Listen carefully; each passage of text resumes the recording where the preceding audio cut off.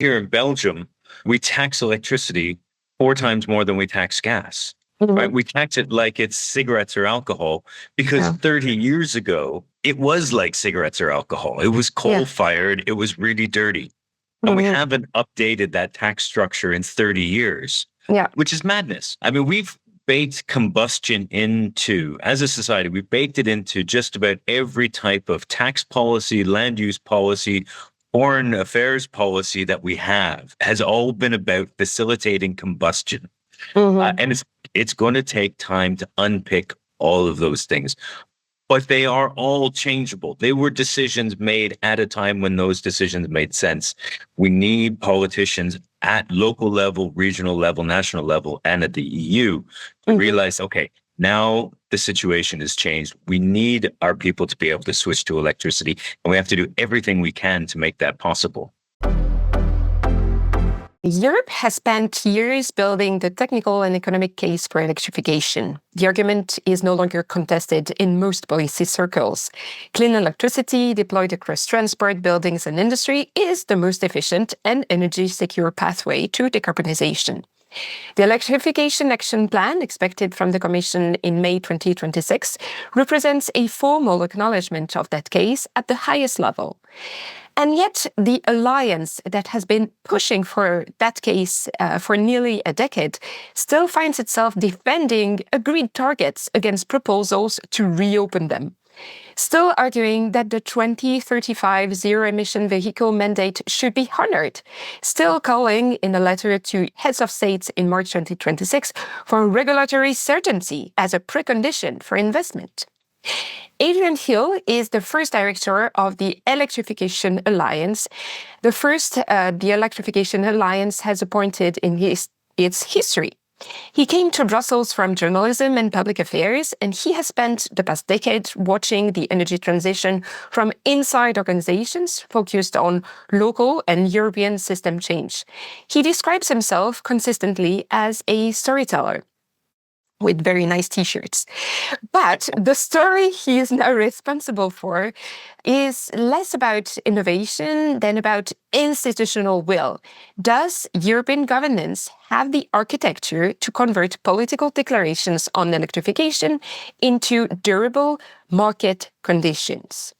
So in this episode, we take stock of where the electrification agenda stands, not as a technical roadmap, but as a governance challenge, and we trace the distance between a compelling strategic argument and a system actually organized to act on it. Adrian, welcome to the show. Hey, thank you very much for having me, Maureen. I've been a big fan of the show for many, many years now, so I'm delighted to be here. Thank you so much, Adrian. So, Adrian, you trained as a journalist and you've described yourself throughout your career as a storyteller. But before we get to the Electrification Alliance, I want to understand the arc. What did journalism give you that you couldn't have got from a career that started in energy policy directly? Do you see yourself differently? Do you see something differently because of that formation? Genuinely, yes, because with journalism, the main challenge is always to present complex things in as simple a way as possible and as clear a way as possible. And that's a skill that is really lacking in public affairs, where many people prefer to do the opposite and make things seem as complicated as possible and very important. Whereas I think the simpler you can make it and the simpler that you can, the more you can help people understand what it is you're trying to say, why it's important, the more likely they are to get on board with you. I totally second that. And I feel that, sometimes we tend to, people in our, let's say, policy circle tend to perhaps overestimate the people they have in front of them, whereas everybody is extremely busy and you can't be on top of the game for everything. So if you make an effort in communicating things right, maybe you build some form of trust from the person you're talking to, and at the end of the day, that may deliver better results, right? So yeah, I totally second you. No, honestly, I would just add, it's also a matter of respect. When you're going in to talk to someone, whether it's a podcast here or a meeting with an MEP or a commission official, you have to put in the time and effort to figure out what they know, Where are they in their learning curve, and then adjust accordingly? Because otherwise, you're just wasting their time either telling them stuff they already know or doing it in such a complex way that you're not helping them. You have to put in that time and effort. Yeah, yeah, that's absolutely right. And about that, you also decided a few years ago to make a step back and try to tell the story of your own personal goal, which is to fully electrify your own life. So from heat pumps, solar, electric transport, you've been extremely public about the fact that the journey has taken longer than expected. It hasn't always been smooth. It's not over. And you've been sharing this story without sanitizing it, right? What are the actual friction points? What they tell you about the barriers that policy claims to be solving, but isn't, right? Yep. Yep. I think so. So back in 2015, right? It was coming out of the Paris Agreement, net zero, or keeping global warming to within 1.5 degrees. And I thought, well, the best thing I can do is to electrify my life, like take out all the direct combustion of fossil fuels in my life. That was the goal, and I gave myself 10 years to do it. So we're at 10 years and 3.5 months now. So I've just missed my self-imposed deadline. But over that period, there was a lot of sort of 2 steps forward and 1 step back, right? I had an EV at one point. Now I have an electric cargo bike. I fully insulated a house, but I ended up spending so much on insulation that I couldn't afford the heat pump. Now here in September, I bought a house here in Brussels, and so I've been doing it step by step, putting in the heat pump, getting the solar panels. And it's actually, what's really heartening is it's so much easier than it was 10 years ago when I started, right? Yeah. I cannot underline that enough. When I set myself this target 10 years ago, it seemed incredibly daunting. Where would you even find someone in Belgium to install a heat pump? There was no one to do it. There were aside from the Nissan Leaf, maybe the Renault Zoe, there were no electric cars that were even available. So we're in a completely different place now, where it is absolutely feasible and doable if you know what you're doing.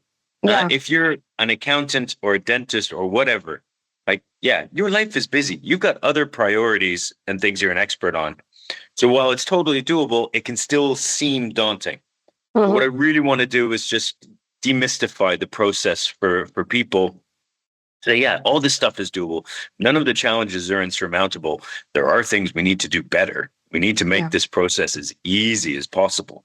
But that's all well within the realm of the possible, and we can do that. I mean, you said 10 years, but if you switch house in the middle, that it's about starting over, right? So okay, you should give yourself some grace, perhaps.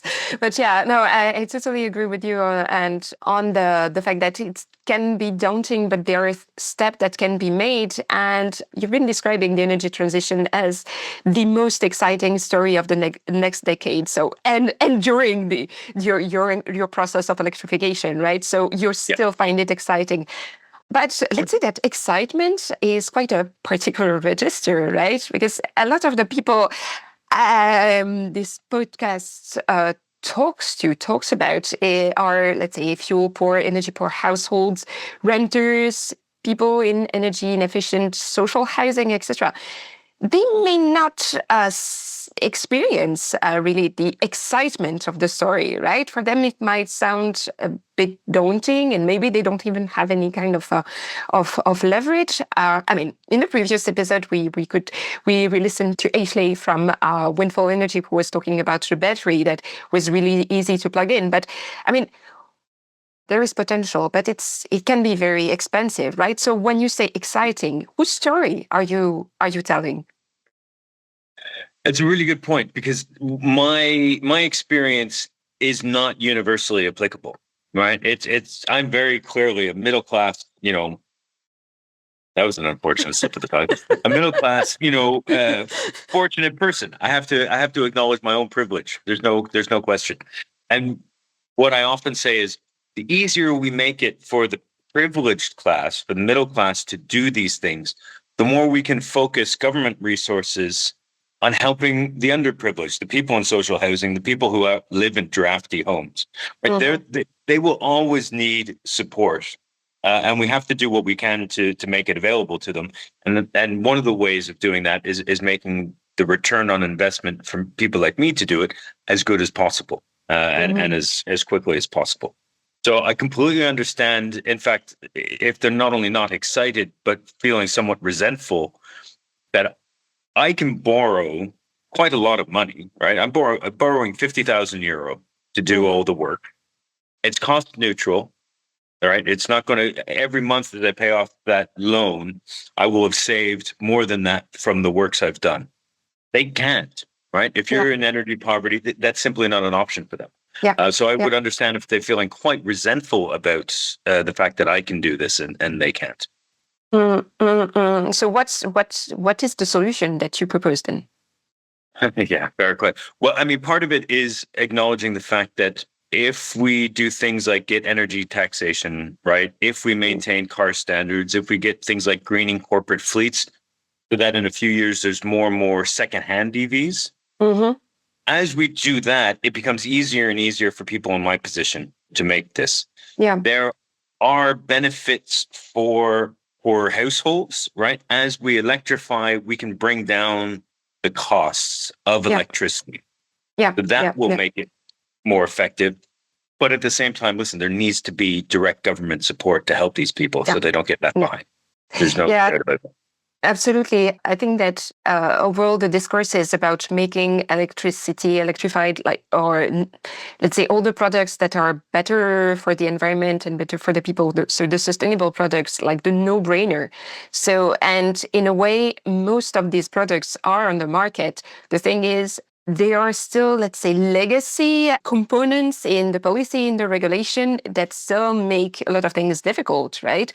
The other day, I was assessing my electricity bill, my own electricity bill, and I saw that 10% of what I consume is like extra charge. So it corresponds to about 1.54 euros, so something really, really small. But my bill is inflated by 10%.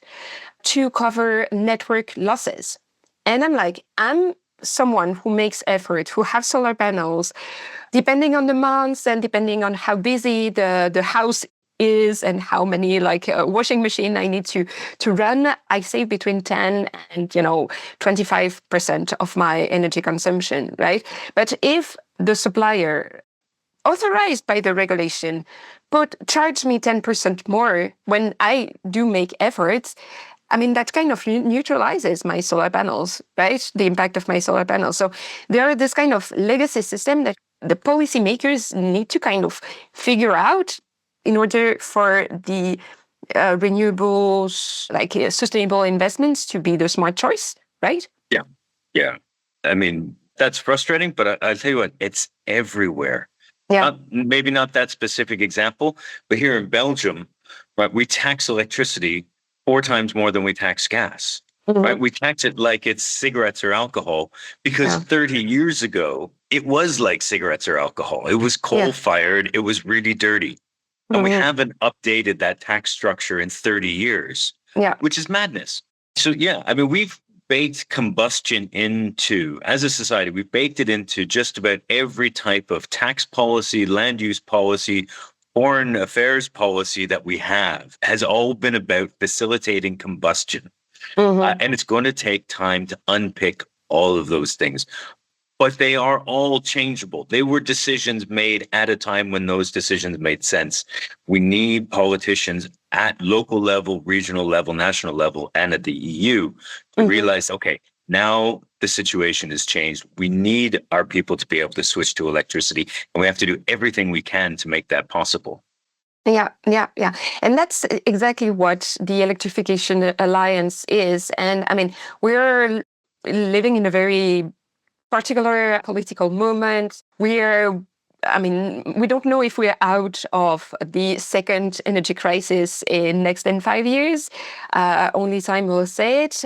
And I mean, you're the first director of the Electrification Alliance. Still, this correlation is about a decade old. So what gap was needed to be filled, so that the alliance decided to appoint someone to kind of bolster the electrification process and policy discussion. I think it was a combination of a few different things as to the timing, but I can tell you that the overall need there is to combine the benefits of all the different technologies, right? Mm-hmm. Like the demand response and dynamic tariffs is great, and you can save some money. Solar panels are great, and you can save some money. EVs are great, and you can save some money. But when you combine all of those, Mm-hmm. all of a sudden it's a really transformational opportunity. And there wasn't anyone in the membership of the Electrification Alliance. We have 10 different members: solar power, wind, and your electric, and they all have their own vantage points. Mm-hmm. But there is no one saying, actually, when we pick out these solutions for these people, that's where the potential gets incredibly exciting. And that's what we need to do now. I'll give you an example, right? Rural households. Yeah. Especially right now during the energy crisis with its focus on oil. So in Ireland, 25% of rural households use heating oil, right? Mm-hmm. So their costs are going through the roof. Yeah. They also tend to spend twice as much on transport because they have to drive everywhere and they drive longer distance, and that's diesel. And the diesel's gone through the roof. The roofs are ideal for solar panels, and the houses are easier to retrofit with heat pumps because right now they're paying even more than pipeline gas, right? Their distribution network gas.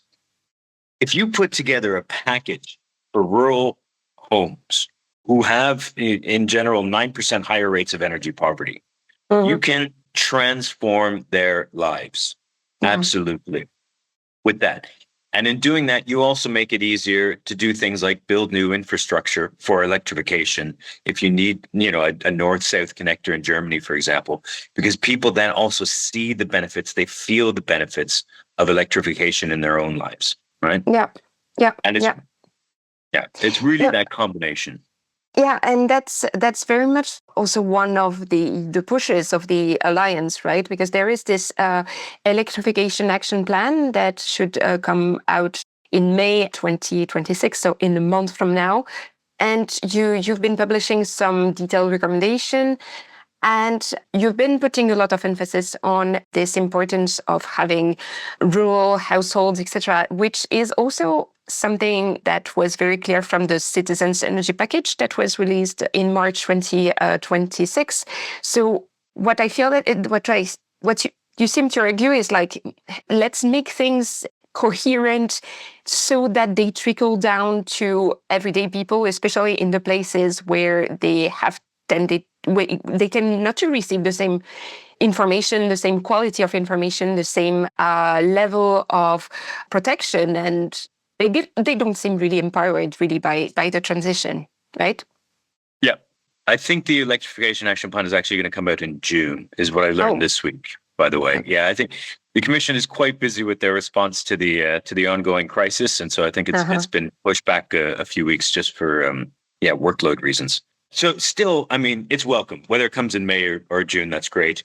Honestly, our biggest ask for that Electrification Action Plan is to implement all the stuff we've already agreed. Yeah.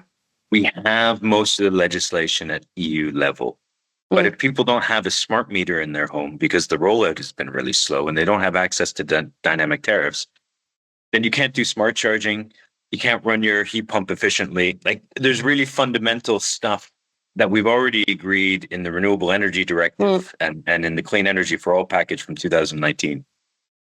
Getting that stuff implemented on the ground so people actually feel it in national legislation is more important than coming up with brand new things at EU level, because those will inevitably take time to trickle down, right? It's the democratic process. It takes time.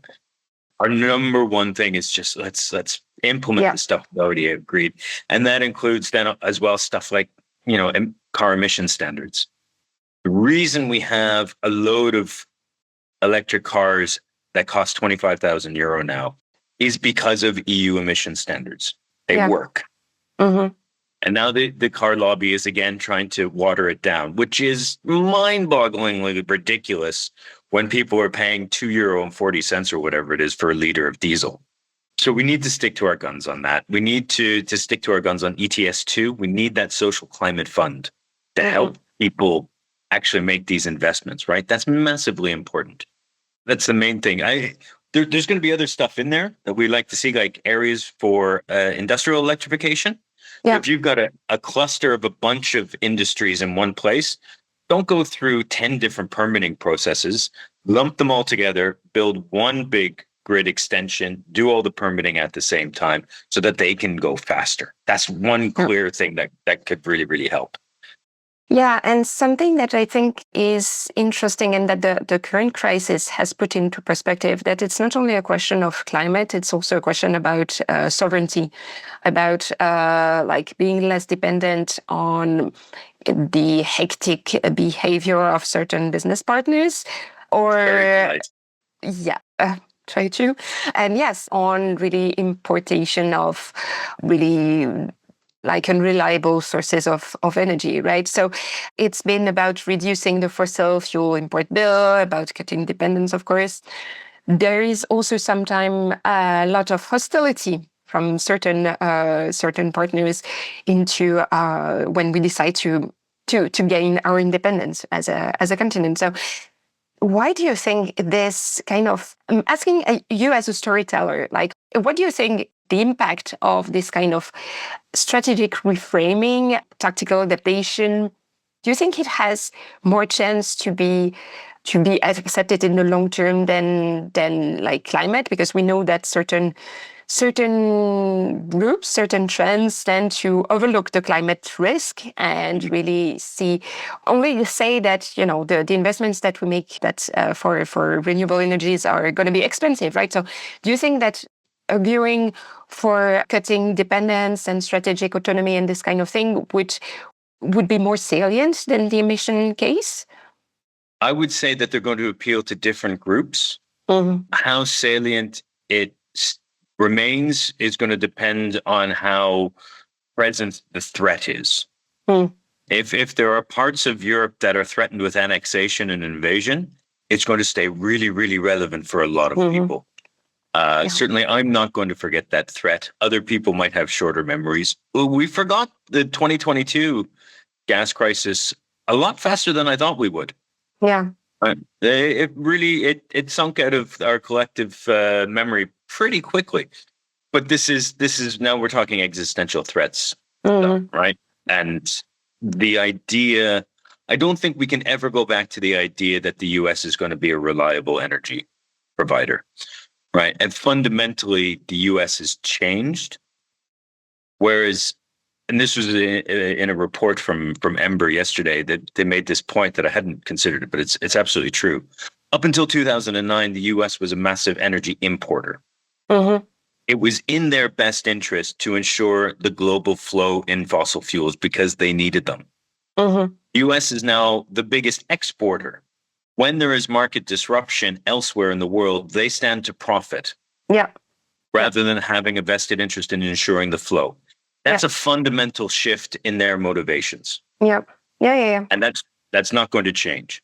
So I would hope that our political leaders, at the very least, realize that the global supply that we depended on for the last several decades has irrevocably changed. That doesn't, regardless of what the public perception is, that motivation doesn't change anymore.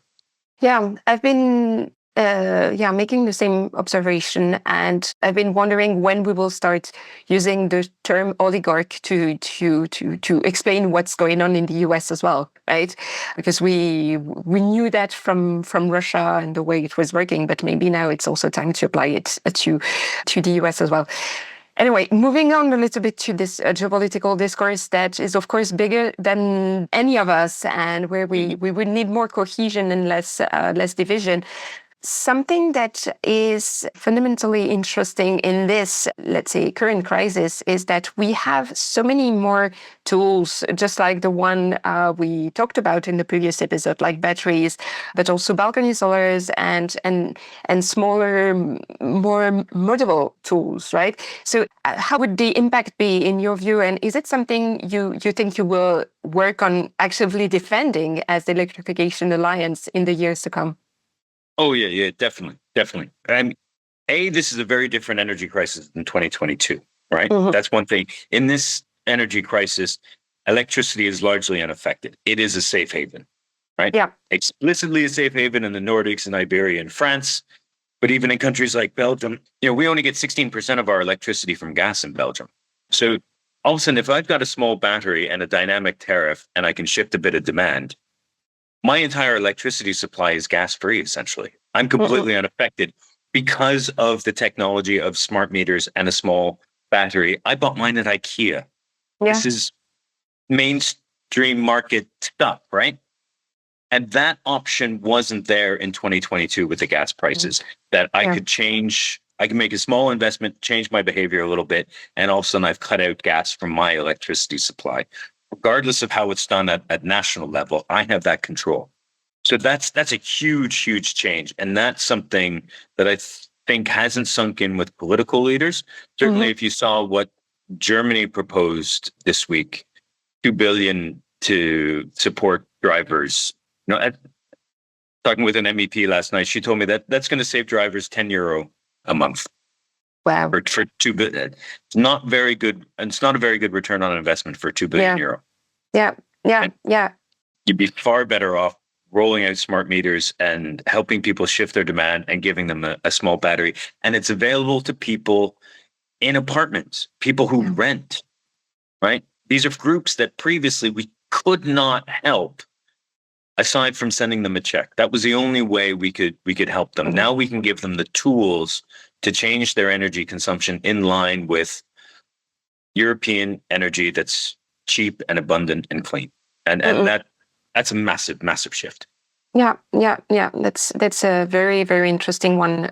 A few weeks ago, I thought about the fable of the hare and the turtle, and that the electrification was very much like a turtle, and that it goes steady, whereas fossils and like this kind of legacy mindset were very much like the hare, and they still think of just sending a check when we need to be a little bit more like the turtle and be a little bit more steady in the choices that we make. But anyway, talking about metaphors, you set up one called the Electrification Staircase. Oh, yeah. So it's a kind of a framework for prioritizing electrification by impact, where it delivers most now and next. So can you tell us a little bit more about this staircase, and what does it imply in terms of governance, in terms of sequencing, in terms of prioritization? Sure. It's not just me. It was Michael Liebreich, Dr. Sylvia Medeiros from Schneider Electric, Tom Butler from the Regulatory Assistance Project, and William Drake from Liebreich Associates. The five of us collaborated on this. And it's an attempt to show industry leaders when their industry is going to electrify so that they can start preparing now. It's an attempt to show political leaders this is the progression that will happen and needs to be done so that they can do that in the most efficient way possible and adjust legislation. And it's also fundamentally a message that electrification is inevitable in a bunch of different industrial sectors. It is going to happen, right? Okay. And we've tried to put timelines on it, but it's a global look. So there will be areas that are faster and areas that are slower. But it's absolutely inevitable because it's fundamentally cheaper and more efficient. But we all have a role to play in making and achieving that as quickly as possible. So the biggest nuance that needs to be made with the electrification staircase is the first steps, the easiest steps, the things like domestic hot water and heating and electric vehicles and low temperature industrial processes like brewing or like food processes, textiles. Those come first, A, because they're the easiest. Right? That's obviously true. But B, because they tend to be flexible. And that's really, really key. Because that flexibility, it increases the amount of electricity demand, which is in turn met with renewables, overwhelmingly renewables. We don't really need to talk about where the power is going to come from anywhere. They're just too much cheaper. But fundamentally, they don't increase the peak. Yeah. And that means that the overall price comes down. Yeah. And that is really, really fundamental, for later on when you're trying to do more energy intensive industries that don't have flexibility, right? They need to run 24/7. They need to run at high temperatures. They need consistent low electricity to be able to do that. And the only way you do that, well, not the only way, but the biggest thing will be getting the flexibility in the system from the domestic heating, from the electric cars, and from the low temperature process heating. Yeah, no, that's very interesting. Like to see that there are ways to make it happen, and still, again, the policymakers haven't necessarily catch up on everything. And earlier you were mentioning Germany and the kind of vouchers, but I've seen that in Italy as well. Like the Italian government is also going in directions that honestly don't make any sense to me. And you also have the industry on the other hand to say, we are ready for flexibility. We are ready to invest. Just give us the framework. Let's go. So I'm very, very frustrated by the fact that the governments are not catching up fast enough, and that there is still so much left to do when everything could be ready already. Right. Yeah. I would just say, I understand the desire from politicians to help people, right? And this subsidizing prices at the fuel pump seems like a logical thing to do, right? Yeah. But the fact is, in a shortage, it doesn't help. And B, if you want to help households or businesses, do it in a way that doesn't impact the long-term trajectory, right? So cut VAT on electricity bills, right? If a driver is paying an extra €200 a month to get around, we'll save him some money on his electricity bills. It doesn't have to come at the pump. We can help those families while also helping, make sure that the long-term solution is actually put into place. Yeah. But I think in some countries, notably the two we've just talked about, there is an ideological preference there that is inexplicable in the world of physics or economics. Yeah, it's this kind of cultural war. And one of my theories about that is that some countries or certain policy trends tend to like centralized, visible actions, and that would require, a big power plant, burning fuels, and so on, as a way, to kind of demonstrate or showcase leadership. So this kind of Rambo behavior, very macho. There's something very macho. Exactly. But the fact that you put the term macho on it is, I had this conversation last year with some African researchers who told me exactly that the decentralized small installation was sometimes felt as feminine, whereas the massive power plant investment and this kind of things are being seen as the masculine one. And in this kind of legacy macho thinking, well, you should never push too much for embracing the feminine side. So, that is like, for me, it's very, very, very, it's way too much, like as a way of thinking. Like, why would you engage in a cultural war over something that is better for the people and better for the planet? But it seems to be that it's the world we are living in. And yeah, let's go back to your renovation journey, Adrian. Okay. So you've been very public about it, the heat pump, the solar, the friction, and you've also mentioned wanting the Electrification Action Plan to include some specific focus on real electrification. Although before you worked for cities, so you have there is something you really want to address this side of your career, right? So I want to connect two things. So what does your personal experience told you about what the EU support architecture is still getting wrong for ordinary households, not early adopters with the resources to navigate it? The biggest thing has been that a lot of people just want reassurance, right? So since this series of videos has come out, I've had a number of people reach out, ask questions, ask for help. I've gone over to their homes, and they generally know what to do. They know what they want. They just want someone to tell them that it's the right thing, that they're not paying too much, that it's going to be feasible. They're taking a leap of faith Yeah.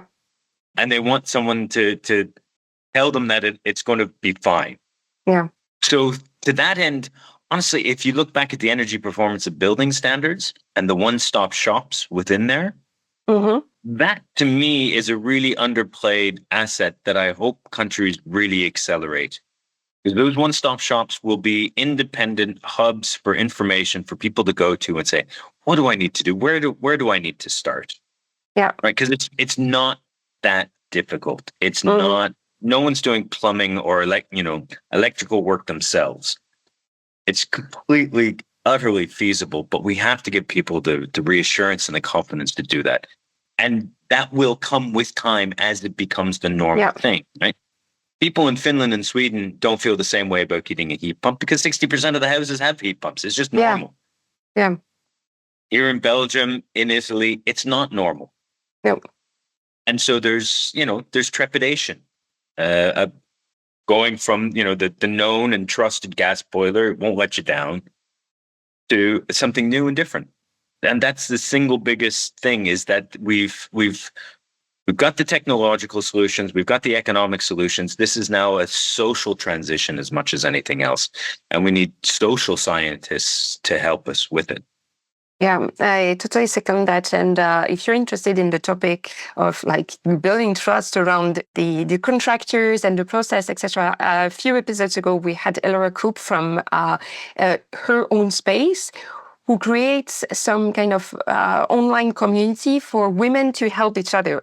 I suppose it's open to everyone, but it's a very, very interesting angle because very often it's the decision maker in the home will be the woman, or it's a family decision, and maybe she will spend more time trying to look for information, but she will be overlooked, and the information may not be designed to her needs. So it's really interesting that this kind of movement is starting to appear to fill this gap that maybe an institutional one-stop shop wouldn't manage to cover. Yep. So that's really interesting. Yeah. So I will refer to this episode in the show notes, but it's just a very good one, and it's only a few episodes ago, so please catch up with it. Let's close then, because we've been talking so much. It's been super interesting, Adrian. So I would like you to look back across your first year in this role. So what has surprised you most? Maybe about resistance or about momentum? I mean, it's been quite a ride already. Less than a year, and it's been quite a ride already, right? Yeah, it's been a massive ride. One of the early surprises was just how much positive reaction there is to this. Coming from, a lot of energy work was around climate, and it was about doing less, stopping doing things.